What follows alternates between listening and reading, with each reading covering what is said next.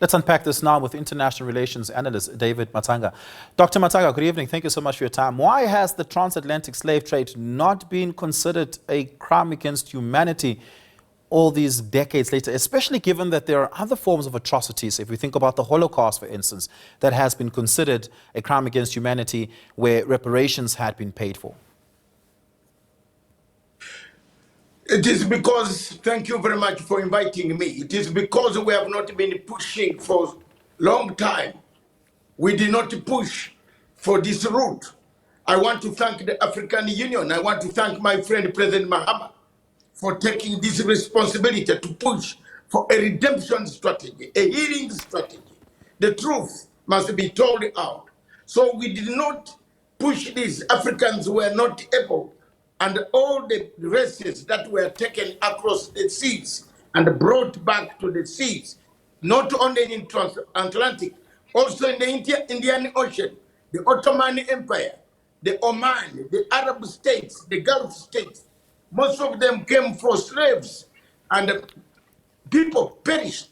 Therefore, this is a welcome step, which we should have started a long time ago to declare this a crime against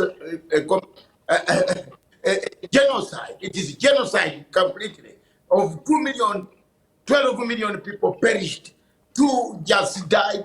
We then never reached. And we have nothing to say how to heal the wounds. Yeah. How do we begin to quantify the atrocities of the transatlantic slave trade? Quantification comes later.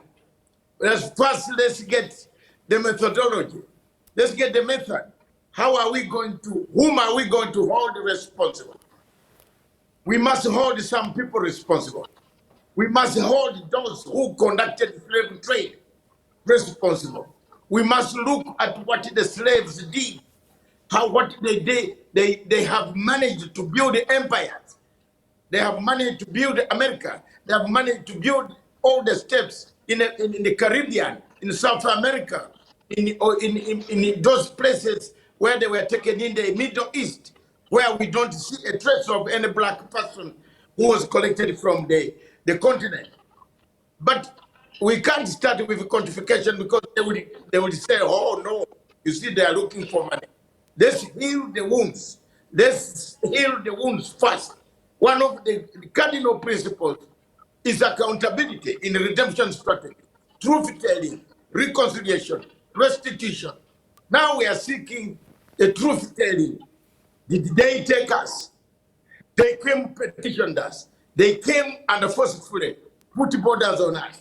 They carried us. So many things have happened to Africa without anybody taking the matter seriously. This is the right step forward.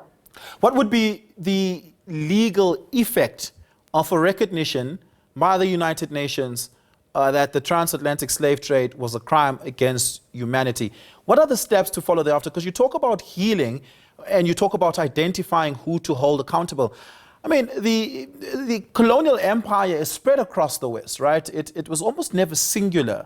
And the healing that would ought to come from it would itself be as intricate and widely spread as has been the complexity of the colonial empire. Let's talk about the steps after that recognition. What do you hope follows thereafter? I think I am doing a similar case in the European courts. I am doing a similar case in the British court on one of the states in Africa, Nigeria. Somebody just colonized it, put it together. It is very easy to identify who was the colonial master responsible. The Spanish, they took our people. The Portuguese, they took our people. The British took our people across. Actually, the French carried people from all parts of the world. They took them from North Africa and spread them all over. So it is a matter of knowing which state these people went. And therefore, then we come back and say, oh no, this is now, you are the person responsible for this type of category and that type of category. So this is a great, great motion. I wish African Union had done many of these. my brother, we would be very happy with African Union. But it is the first time that they have said, oh, people have been dying. We have to do something that will please Africa. I am happy with this time. Yeah. Dr. Matsanga, thank you so much for your time and your insights on this. Really do appreciate it. That is International Relations Analyst Dr. David Matsanga talking to us there about the motion that will be brought before the United Nations by the Ghanaian president.